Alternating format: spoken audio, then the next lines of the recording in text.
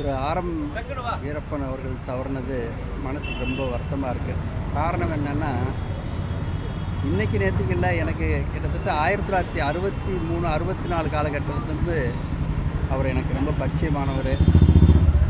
ரொம்ப உழைப்பை மட்டுமே நம்பி வாழ்ந்தவர் அவர். உண்மையை நம்பி வாழ்ந்தார். அதாவது டெக்னீஷியன் கூட ரொம்ப நெருக்கமாக இருப்பார்.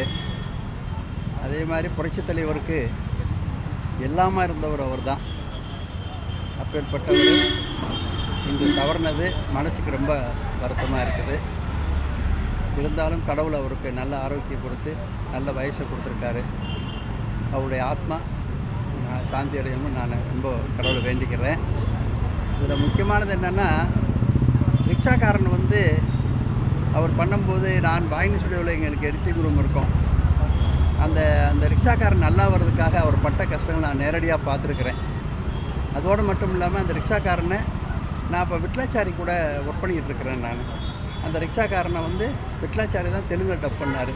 ஏன்னா அந்த காலகட்டத்திலலாம் நாங்கள் நெருக்கமாக இருந்திருக்கோம். அதுக்கப்புறமும் நெருக்கமாக இருந்தோம். எல்லா விஷயத்துலேயும் அவர் நான் பின்பற்றுவேன். ஏன்னா உழைப்பு ஒன்றுமே நம்பி வாழ்ந்தவர்.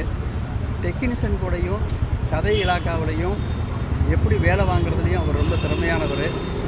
அதை நான் ஃபாலோ பண்ணியிருக்கிறேன். எனக்கு ரொம்ப மனசுக்கு ரொம்ப சந்தோஷமாக இருக்கும். அவருடைய இந்த இறப்பு கடவுள் நல்ல ஒரு ஆயுளை கொடுத்துருக்காரு. அதனால் நல்ல அவருடைய ஆத்மா சாந்தி அடைய நான் வேண்டிக்கிறேன்.